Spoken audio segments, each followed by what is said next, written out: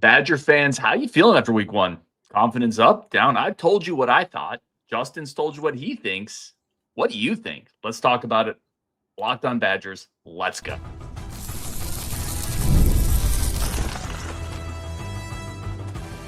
You are Locked On Badgers, your daily podcast on the Wisconsin Badgers.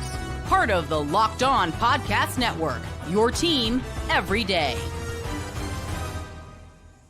What is going on, Badger fans? Welcome to Locked On Badgers, your team every single day. Happy Labor Day for starters. Thank you for being here with us. Thank you for making this one of your first stops. I am your host, Ryan Herring. Today's episode brought to you by FanDuel. Football season is around the corner. Visit the FanDuel app today. Start planning your futures now.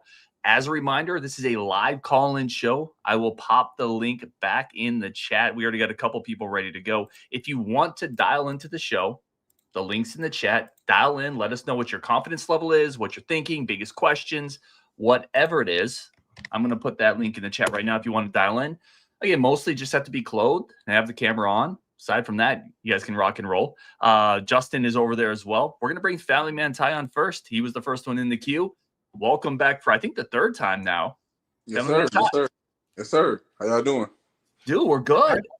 Let me ask you this, man, because you and I were both a little off on the prediction. You predicted a pretty big win week one. I said 34-10, right? So we were both off. Yeah. And obviously, we're not predicting the starting quarterback goes down in the first half, but right. Where are you at now? I'm around a 7. I think if he would have finished the game, it would have been around 34-0. Not the 44-10 that I think I predicted, but very unfortunate that he went down, and it kind of slowed our progress. You can see that he was getting into a rhythm. Our receivers was getting into a rhythm. Running game was picking up steam. Defense was on their A game the whole game. So I really think we would have finished around 34-0. Barring injury. Justin, I know Rugiet talked about this too. I guess I wasn't quite as high on it. Where did you think this team would have finished up if Billy plays the whole game? I thought that they would have probably put at least one more score on the board, but I think 31 is in play. I do think that left tackle was clearly a problem, but Billy was a crisper passer in this. I felt like that game plan pretty clearly to me was for him. And you could see that with some of the throws that they still tried to make with Danny O'Neal in that second half, where I was like, he can't be making those throws. He can't be making those throws with a far hash. That's too far for him.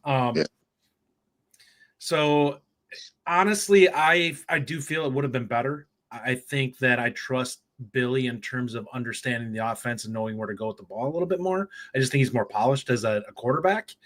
So I do think that he probably finds a couple of things that maybe O'Neal doesn't. I just think that he's got a better arm so that some of the stuff that we missed on, he might have been able to make happen. But I also think that the offense of running the football, it's a hand-in-hand kind of thing. I feel like we would have ran the ball slightly better too if he would have been in there. I think that's fair. I think they creep in another safety to the box when Daniel Neal's in there. Yeah. Eilers, I want to point this out. I ran into Eilers at the game, just kind of walking across paths. Got to meet him, the fam. It was awesome. It was great to see Ryan at the opener. I think I'm somewhere in the middle, right? I don't know if we get to 31, but I think we score more than 17. I think it's maybe like 24-0, 27-3, something like that. Maybe they score a little bit more, but I do think like the offensive line stuff was real, regardless of who the quarterback was. So it's not like he fixes that, the left tackle spot, those kind of things. Yeah. Left tackle was clearly an issue in this game, regardless of who was quarterback. And I honestly thought, I know he didn't play a ton, but I thought Nelson was better. That's the line it wouldn't take much to do that. But I thought that pressure seemed to lessen a little bit once he got out there.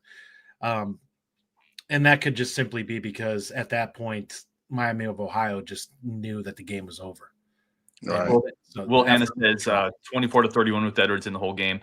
Family and Todd, let's go back to you on this. What's your biggest? Was there any concern that came out of the game that was new to you, like something that you saw in that game, maybe outside of offensive line? Is that the only thing you saw that was maybe kind of alarming to you, or anything else that popped up? No, it was mainly the offensive line. It was almost surprising because we spoke about the offensive line maybe gelling and really getting back to our old ways. We always knew that the left tackle was going to be a question. I didn't think it was going to be that rough, though. I really didn't. I mean, I forgot the name of the guy on our defense, but he was looking like TJ Watt out there for a couple of plays. Mason Riger. Yeah, that dude can play. Well, he's gonna be playing on Sundays if he stays healthy. Oh, you're talking about Miami of Ohio? Yeah. I will say this: our offensive line made him look like Watt too. You're not wrong. You're not wrong. Hey, really? He was a good athlete. I actually thought that guy was pretty impressive when I focused on him. He's a good player. I kind of compared him to probably a slightly worse Riger. Like, didn't have quite the same level of burst, but I thought he was a good athlete. Had a nice long frame. Yeah, and he played hard. But listen, I mean, he's not Lawrence Taylor out there. Like, we have to block him. Oh, absolutely.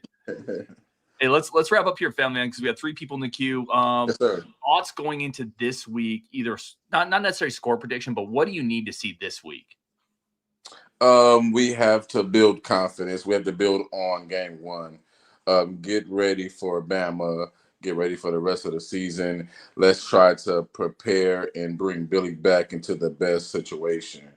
Let's make it easy on him. Let's get the O-line ready to protect him because that knee, I mean, it sounds like it's probably going to maybe be an issue for the rest of the season. So we need to get this offensive line together to really protect him so he doesn't really have to do a lot of scrambling if need be.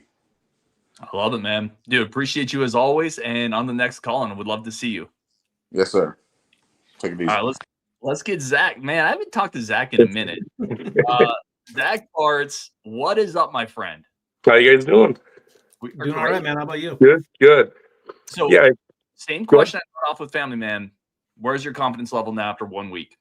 I'd say about a 6. I think defensively, they were lights out. 117 yards, 3 sacks, 2 turnovers, 0 for 9 on third down. They answered the bell this game, especially against a mobile quarterback. We've always had question marks and struggles against mobile quarterbacks. Offensively, I came away from this thinking that we didn't have bad pieces or we didn't have like a bad scheme. These were guys that needed to get some game reps under them. You had guys playing in some of them are playing in their 3rd or 4th system, and then you have guys making their first starts. A lot of what I saw were coachable moments that needed to be had. Like you had 2 guards pull right into each other. That's a coachable moment. Those are learning points for these guys. You got game film, now you got to learn from it. The only thing I really have concerns about is left tackle. Heinzen did not look good at all. He just was not a good question. Let's talk about it. Eilers asks, who plays left tackle this Saturday? Justin, we'll start with you. Go to Zach, and we'll round it around. We talked about this on our show a little bit, and I said that I think Heinzen's going to get like the first rep, and if he's not significantly better and more competent in this next game, I think you move on. It's going to either be Nelson, or perhaps they like. If it's me this week, you're getting Brunner prepared to potentially fill that spot, and you slide Kadenko or Coverly in at left guard, and go from there. But I think you have to be quick. You have to have a quick hook on him. If it's just not there, whoever it is needs to be getting reps in this game for prior to Bama, and you can't mess around with it. You basically have to be like, I can't trust you. We got to pull you. Zach, what do you got? Yeah, I'm honestly hoping that you get up and jump on these guys so early that you can afford to tweak around in the second half or even later in the game where, yeah, you might start Heinzen early, but you get up 24, 28 on them. Okay, now I can slide up runner. Now I can afford to put other guys in here and tweak and see what the lineup is and how it works out. So I personally would probably put Brunner at left tackle and see what you got at left guard. Who you kick out at left guard, honestly, I have no idea. I would say pretty much the 2 guys or the couple guys that Justin listed off. Otherwise, I mean, you could always throw Benchall in there and see what happens. But I think left tackle is going to be Brunner. I hate, like, this is not an I told you so thing. I thought they should have kicked out Brunner in the summer. That's what I said. I thought they should have kicked him out and I thought there was more guard depth in the middle. I'm a little hesitant after 1 week to completely reshuffle things. You know, like they clearly thought Heinzen was kind of the guy at left tackle, and it worked better with Brunner on the inside. So I would like to see Heinzen start off and just see if it was some weird week 1 yips and they're a little better here. I would absolutely, to Justin's point, I would get Brunner reps. I would get Brunner reps because even best case, if Heinzen looks better, what if an injury happens to Heinzen? Who's your backup now? Like, I think you got to get Brunner reps in this game in left tackle. And Then you take a week before Alabama and you look at both of them and you say, what's the best option going forward? I would give Heinz some reps, though, because they spent the entire fall practice saying this was the guy. It feels weird to pull the plug so quick. Even if he's better, I still think you need to look at it from the perspective of we can't necessarily trust you for Bama. And I think that that's kind of how you have to look at it. Because this, regardless of what we think about him as a player against Miami of Ohio, he's going to play a worse team this week, which is likely to make him look better no matter what. And I think you still have to – I think you kind of have to look at it like, can I trust my eyes against this team? Because I think there's a little bit of that where they may not be competitive enough that you look at him and is he really being tested? Like, is this team good enough to really make him work? They're pretty terrible. We're going to take a quick break here. We got to do some words from our sponsors. Zach, I'm going to put you on hold, but bring you back. And then Griffin, you're up next.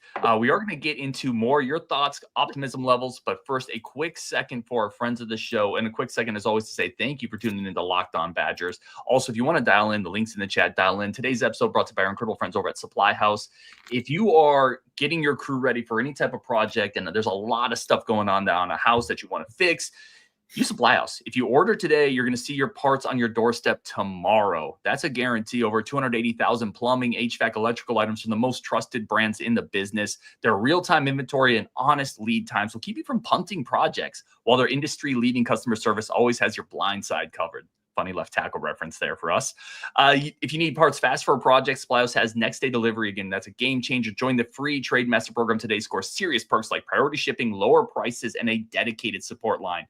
Visit SupplyHouse.com, sign up for free, use promo code SHCollege for 5% off your first order. That's SupplyHouse.com, real people, real service. Today's episode also brought to you by our great friends over at Rugiet.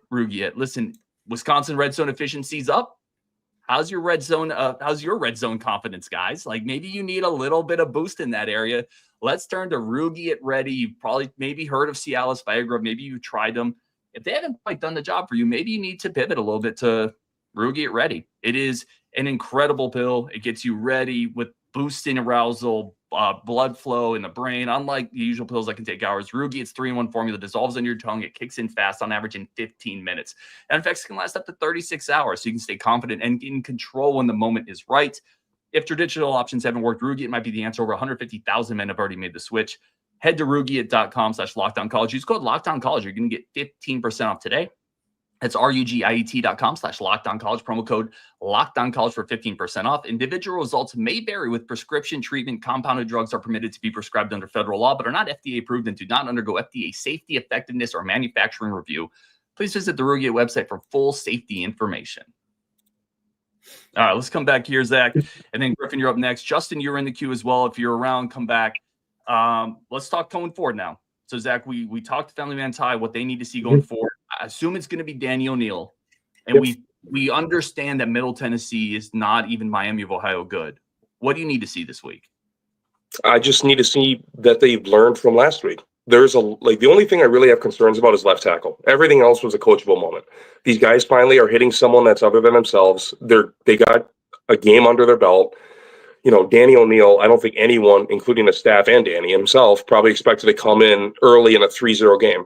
He even said he had very limited, if almost zero reps with the ones as is. So a week with the ones should help out. A game plan more tailored around him should help. If the O-line even looks competent, the running game should be miles better. And that's going to really help take the pressure off of Danny O'Neal himself. You're playing a team that lost, 34-14 to FCS Austin Peay. So there should be no reason that this game shouldn't really be in hand, and you can kind of tinker around and even build on more and get a confidence boost going into Bama. That's well said. Yeah, I think that's the biggest change to me is the game plan is going to be significantly different. I would assume we're going to see them focus on passing more between the hashes in this game. Yep. Because you just don't have the arm strength there with Danny as much, and that's fine. I think there's going to be more quick hitters, because I think they're going to look at it and try to be more timing based with him, simply because they're not going to want him sitting back there and trying to wind up and throw the ball downfield as much. That's fine. You got to find ways to get that offensive line more effective. I think it will be better. Obviously, Mandel is a guy who I expect to take a pretty big jump from week 1 to week 2. Now he's kind of got some live bullets on him. He can go out there and hopefully calm down a little bit and be a little bit more locked in this week. And maybe the same thing with Hines in that tackle, but man, he got kind of beat like a drum in that one. So it's really hard for me to look at it and say, what is the good that we can take away from that game for you? You basically want to burn it. Yeah, Hines looked like he was just getting beaten off the snap. Like the defender knew the snap before he did. I said that I have not seen a film that bad since Nelson against Washington State, and I think that that's valid. And I would say Nelson was going against an NFL guy. Yeah, that was a tougher situation for Nelson too. On the road, NFL guy. Like this was at home against them. I mean, I agree with you. I think that guy was pretty good for Miami of Ohio, but I don't think he was as good as those Washington State dudes. No, he was not. No. And some of the techniques that we were teaching at that point in time just weren't good for Nelson. Yeah. All right, Zach, I'm gonna let you go, brother. I'm gonna get going around for a while, but dude, always great to see Zach Bartz. Love that dude. All right, Griffin, man, thank you for being so patient, dude. Talk to me, confidence level. I mean, at the game on Thursday, felt pretty good leaving. Other than Billy's scare, but I mean, I say 6. I'm right there. Defense looks great. I mean, the best since Charles been here for sure. And the offense, I mean, it depends. Give me a week on Danny. I think it's fair. Let me ask you guys all this because I think I know the answer. Braden Locke came in last year. He was the backup, obviously, to Tyler Van Dyke. Danny comes in this year. Danny O'Neal looks better than Braden Locke, correct? Is there any doubt there? No. I don't think it's even close. The mobility allows him to create easier opportunities for himself. So I had the same answer, but somebody sent me something and they said, well, listen, Braden Locke beat some Big Ten teams last year. He had some nice moments. And I was like, I don't think it's close between them. You have the ability to flex him outside of the pocket and give himself to open up some angles that you could not do with Braden Locke. He was just not athletic enough to get outside the pocket and create some of those easier throwing opportunities that you can with Danny. Now you could say, I guess, in some of those games that you liked where he was mentally ahead of Danny, but from a physical tools skill set, it's not close. And the mobility is the difference. I mean, to me, it's like comparing kind of Hornibrook and Cone. I mean, we've talked about it, like their mobility wise. It's just, Jack could give you that 10, 15-yard scramble on 3rd and 8, 3rd and 7, where Hornibrook was kind of that old Wisconsin quarterback, not quite as mobile. So I think there's a big plus there. Yeah, okay. We're all on the same page then. What else stood out to you, man? You were at the game. First of all, you were at the game, right? You said. Yes. Give me your how was the atmosphere for you? Because I was there. I kind of had my thoughts. Factor it all in. Opening day, the montage, the lights. How was it? For me, I mean, the last time I was there was the year we lost to Ohio State in the Big Ten Championship. So it's been a while for me. So I haven't been there when it's been down the last couple of years. But, I mean, it was good. I mean, the light show was a plus. All that kind of stuff. I mean, it felt like the student section showed up for once, before the second quarter begun. But, I mean, it was good. I mean, it was good to be back, and hopefully we can win more, so it gives me more of a plus to go back. Matt MPG says this game jarred my confidence. My win total for the year went from 7 to 5 after seeing it. Both of you guys, why is MPG maybe right here, and why is he maybe wrong? I would say if you watched a lot of the other teams that we're going to be playing this year, they had as many issues as we did. We saw Indiana struggle with Old Dominion. Their quarterback, I don't think, broke 200 yards passing, and he's the guy that I think everyone was most afraid of from that team. Bama obviously is well documented that what their struggles are. Iowa was losing to Albany at one point in that game. So, I mean, and their quarterback got injured and had to leave too for them. He came back for, I think, a series and left again. So, really, there's a lot of teams on our schedule that I either played nobody, so we really don't know what to take away from it, or they struggled. And so, yeah, there's some teams that I think not a lot changed for us. Like Oregon looks like they're going to be pretty daunting yet this year. I think Ohio State's defense is going to be pretty solid, but the offense really struggled in that game. So we'll see. That might be a game where both our defenses play really well and nobody can get the ball in the end zone.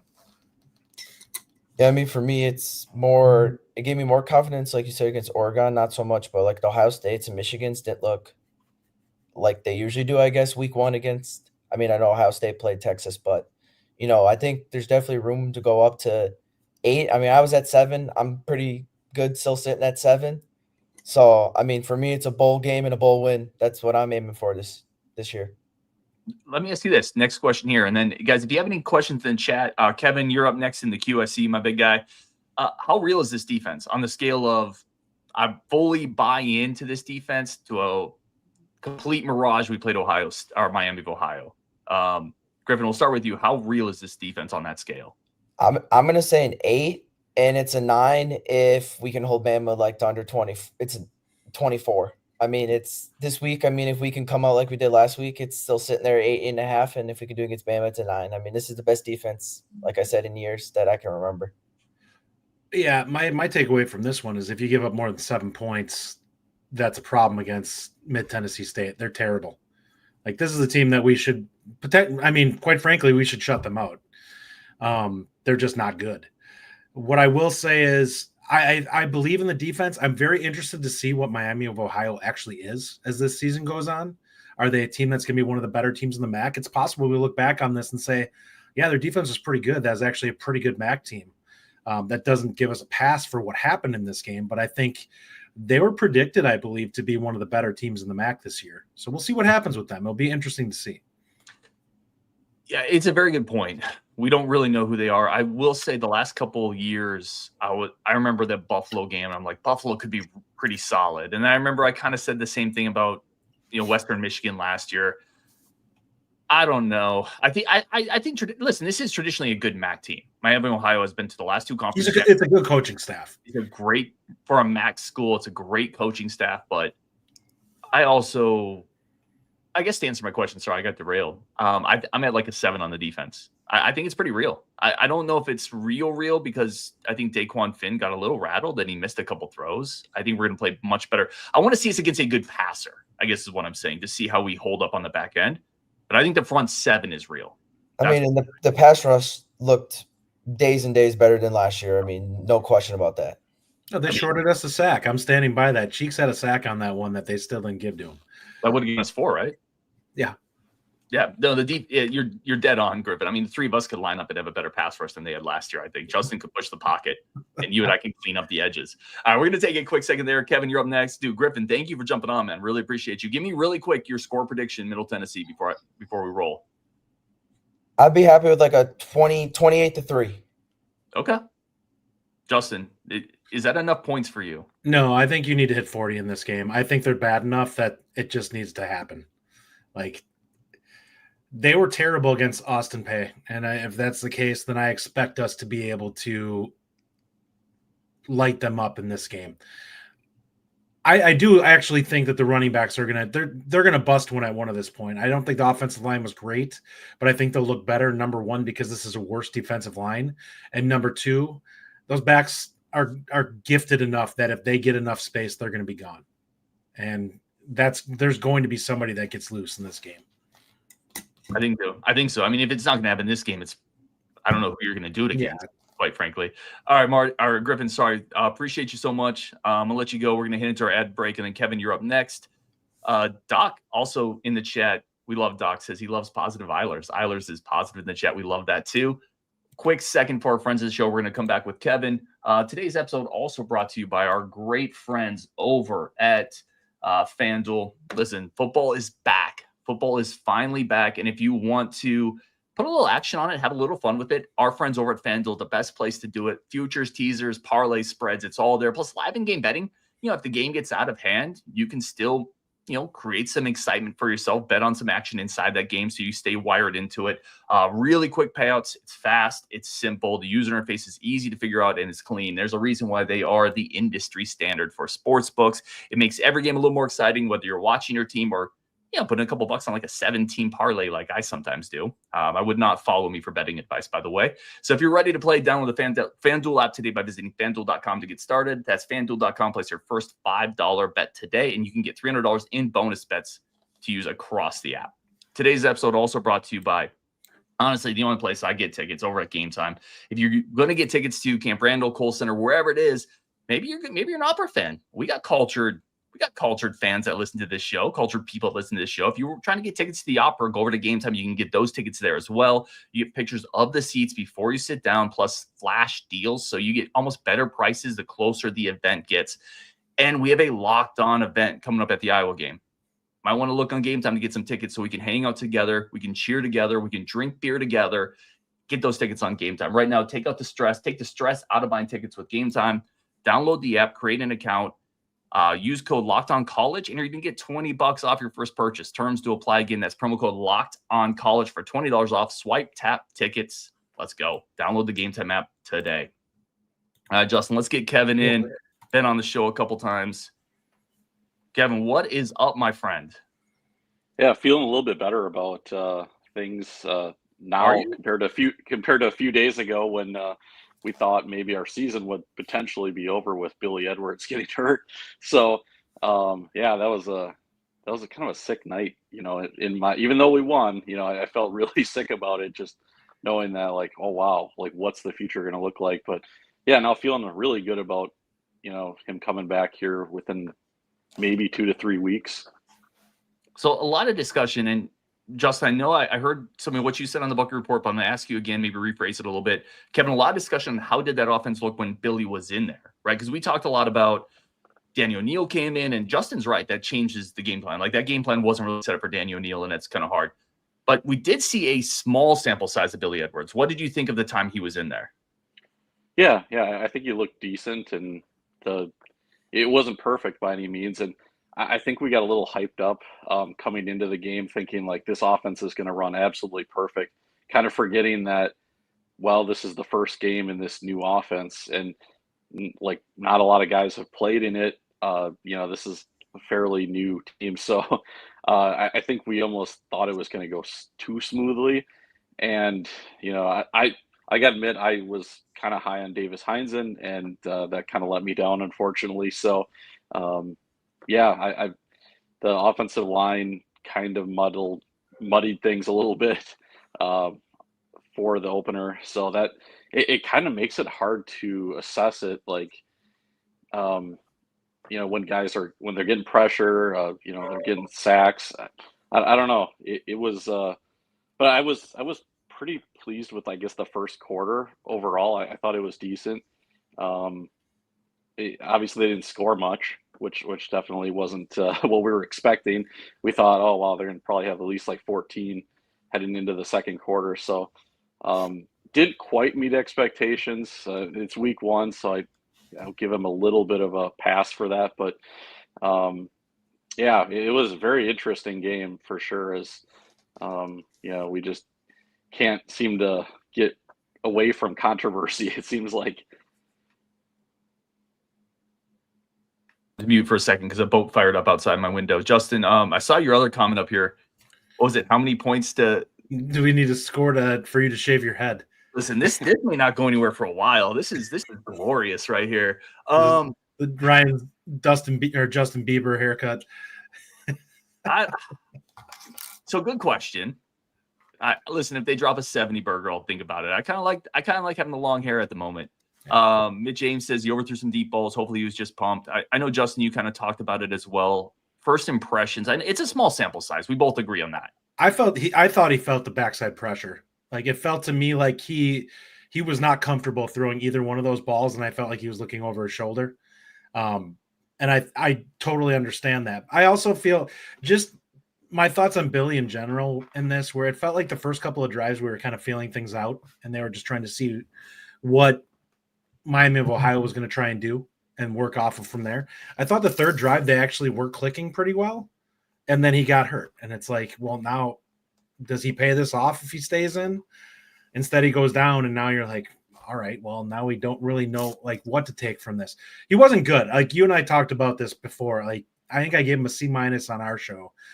And I think that that's about what he was. Like, it wasn't good. But it wasn't terrible either. So I kind of look at it like, how does it play if he plays the remainder of the second quarter? I think they end up getting at least one touchdown on the board, and maybe come into the third quarter where they start to let the bullets fly a little bit more with him. I think that's very fair. Zach says if we beat Iowa during the LOB meetup, we shave Ryan's head. Zach, I don't know about this. We may need to hold steady on this for a second. Badger Pat, I see you in the queue. You're coming up next, my friend.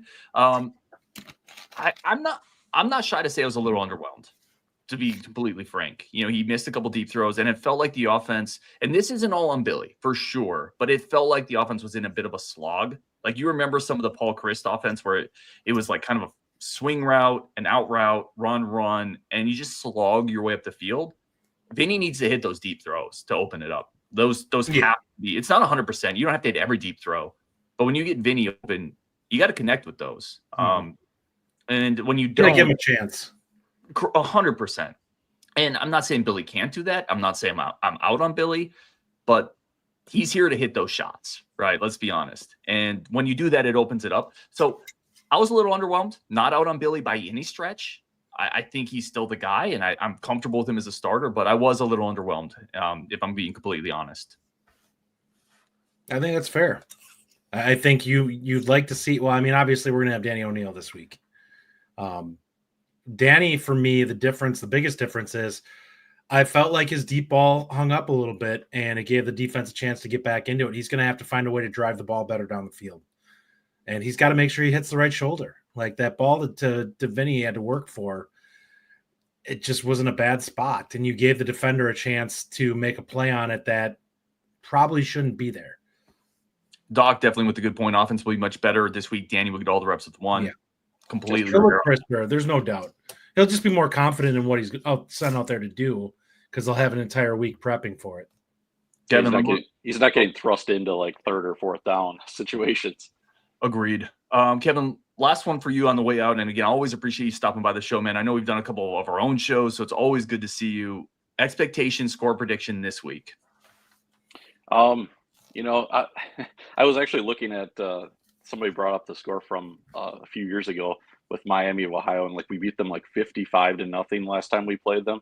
I was like, wow, that's kind of crazy to think we were that good back then. And then you look at this score, and obviously the circumstances is a lot different. But I guess maybe we can't expect huge amounts of points against even some inferior foes. So I'm going to say 34 points. I think they put up. And defensively, like what? I'll go another shout out. I think the defense has really impressed me. They're playing really, really well. If they can play that well against Miami of Ohio, I think they can definitely play that way against MTSU. So I'll probably say 34-0. They have to score more than what they scored against Miami of Ohio. I just think if they don't, or if it's like the same, I'll be kind of disappointed. I think it's fair. All right, Kevin. I appreciate you, man, for sure. Thank you for dialing in. And on the next one, let's get you in as well. Awesome. Thank you. Badger Pat, what is going on, man? How are you? Wonderful Monday evening. I do not have to work tomorrow. Let's get it. So just to let you know that. But it's been a long time since I've seen you. And this is really my first time on the call-in show. So I may be an oldie, but I'm still a newbie. Dude, I love it. I love it. Yeah. Dude, what's your confidence? By the way, that was obviously not water there. What do you got going on there? A little Irish whiskey, redbreast, really good. Love it. I'm at about a 7. I'm going to say that. First of all, I'm a very optimistic person, but I was at the game. I intend to be at the game next week. But I really enjoyed it, and like everybody else, I'm going to just take the time to focus on the offensive line here because. Frankly, a couple of Billy's passes, I do believe there was quite a bit of pressure coming from the left side. And I'm sorry, first game, brand new offense. I think we get those bugs ironed out, and I think we'll be better. I'm a huge Emerson Mendel fan, and mostly because we saw him from Minnesota, so that has to be good. But he is a kid. We're playing a football game where we've got multiple players in this game who are in their 20s, right? And we've got basically a redshirt freshman, correct? Mm-hmm. Playing his first game in front of a big crowd. So I'm confident. I agree with Justin. He's going to take a big jump, but the left tackle really concerns me. I mean, Blazek's a wonderful coach. I really believe that. Honestly, second year here, full year here, right? Am I getting that right? Yep. Mhm. So a lot of his studs that he's recruited and communicated with are in that young Mandel age group. And I think we're in a bad spot for Blas just because, he's a little bit in limbo between losing some veterans and that kind of thing. Wouldn't it be nice if Nolan Rucci could have stayed with us and we would have had some of that veteran line experience this year to help us with that transition? But overall, I think they'll figure it out. I'm a little worried we didn't figure out the left tackle earlier, but I'm pretty confident that we'll have somebody, and then hopefully these kids will develop this year. So that makes me excited for the future. But I think we're going to be okay. Still saying 7 wins. Okay. Yeah, there's a couple of upperclassmen that just haven't been able to stay healthy, too. I mean, Benchwell is obviously out quite a bit. True. Barrett Nelson, who is supposed to be part of your tackle depth, has been perpetually injured the last couple of years. So you're kind of in a tough spot because most of the upperclassmen that you're depending on just aren't available. What's Barrett's status? I mean, he was in at the end, right? Is he potentially out for the year? Is he? Okay. Yeah. Let me ask you guys this. Yeah, Leighton Nelson was in at the end of the. Leighton, Thank you. he missed time last year with injury, so I feel like he's still getting ramped back up to speed to some degree. Do you think the coaching staff did enough to help Heinzen? I'm not saying they did or didn't. I did go back and watch some clips. I haven't fully rewatched the game. That's on my list to-do list. But as you see by my face, I got a lot of sun today. We had a late day, so that took precedence over rewatching the game. Yeah. But there were a lot of plays, even after it looked like he was struggling, where there was no tight end chipping on that side. There was no running back. I'm not saying in-game adjustments are incredibly easy. I thought maybe they could have done a little bit more to help him. But I'm curious what you guys think. Agreed. Yeah, I think you should have been helping him out, chipping and stuff like that. You had to do something because it was having too large of an effect on your overall game plan to just leave him out there. And maybe that's part of it. Maybe there wasn't a contingency for that. Maybe they figured they'd overwhelm this team and didn't really have a lot in there to help with the blocking scheme. But if that's the case, that's a fail.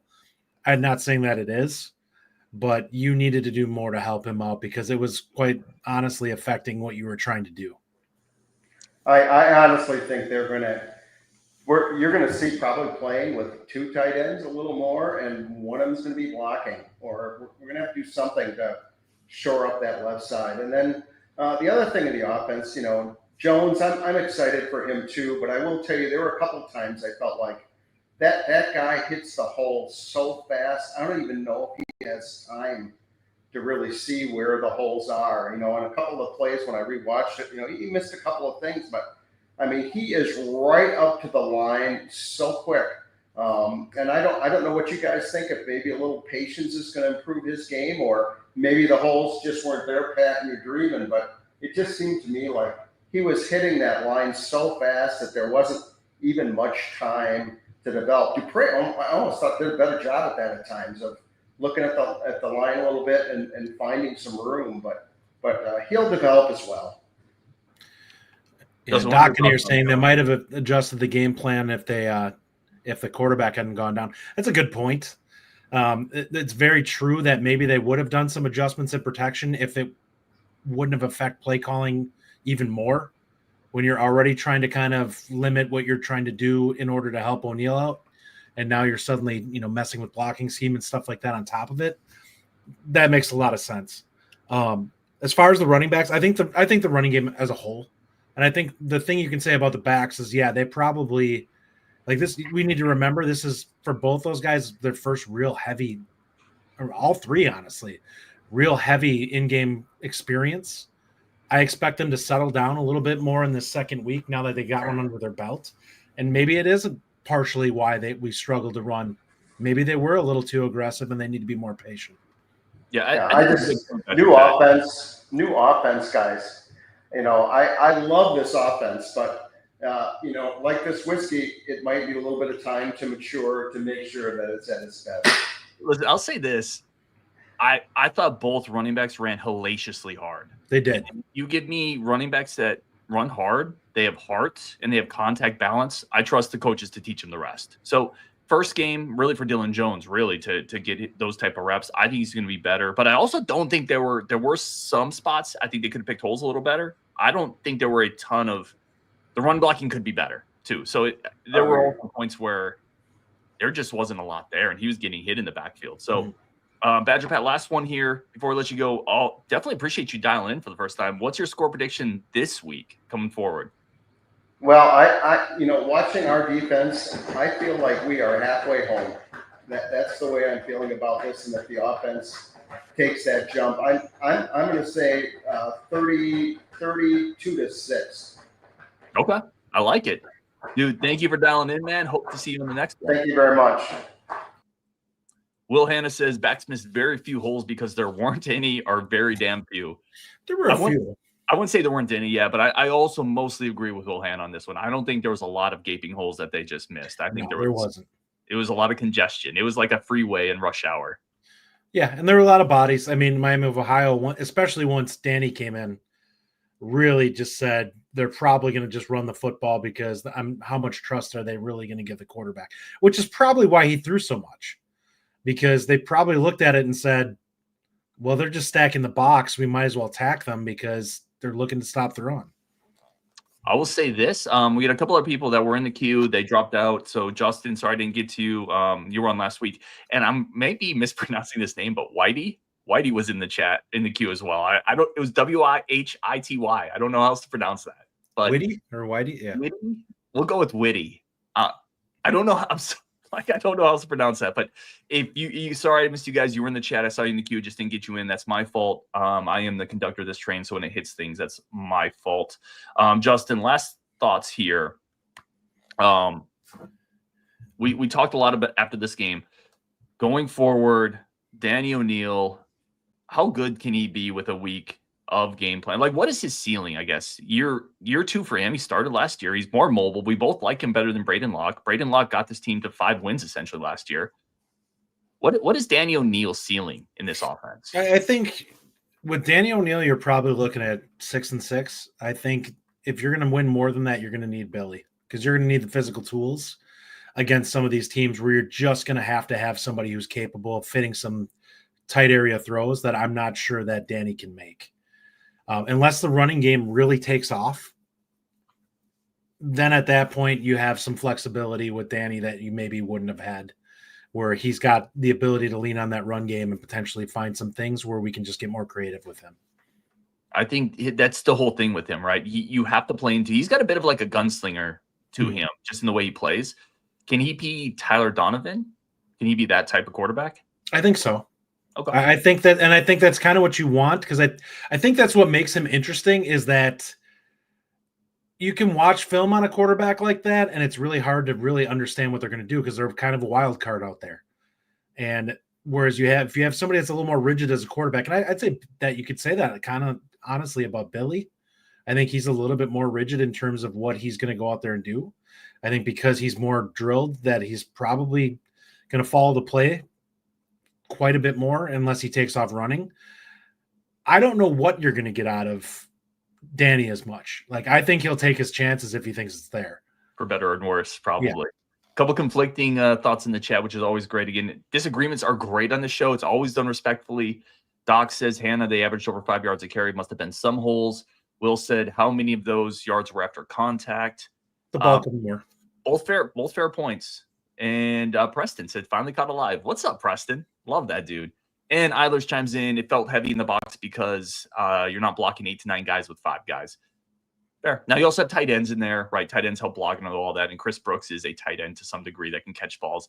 Justin, dude, this is awesome. Thank you for jumping in. Any last thought that's on your mind right now that we didn't talk to today, that you didn't get a chance to talk about on the Booker Report? What's bouncing around in your neurons? Honestly, I think my biggest takeaway is they've got a week under their belt in this new system. Now you adjust. Now you learn from it. They always say teams make the biggest gains from week 1 to week 2. Wisconsin has to have a good week, and they have to look improved this week, and that's the biggest thing for me. I believe in the defense. I think it's legit. I think it's going to give them a chance in every game to stay at least competitive. And it's really going to come down to how good can the offense go. And we've seen teams Good example of this when you look back in the days, Michigan State, when they went to the Rose Bowl that year, their offense was basically nothing initially that season. And as the season went on, it grew. Wisconsin's going to have to do that if it wants to have a decent year. You're going to have to get a little bit better every week. And hopefully by the end of the season, you're kind of a problem offensively. But right now, you just have to be competent and get developed towards putting more and more pressure on the defense. And Jesse Golden actually earlier in the chat said something very similar to what you just said. So I wanted to give him credit for echoing what you just said. Barry would always say you typically see the most growth from one game to the second. You hit on that. I'll tell you where I'm at right now, kind of the last thought here, and I apologize I didn't get to every comment or thought. I'm excited to watch this defense. And part of being a sports fan is just being excited to watch like your team. Like I'm excited. And there's athletes all over this group. It's exciting, right? Like it's been a while since I've been excited to watch this defense or even this team, quite frankly. Last year was a slog. And of course, every Saturday I got up for it. I got my beer and my nachos. Maybe that's why I got up for it, because I knew I was going to drink and eat nachos.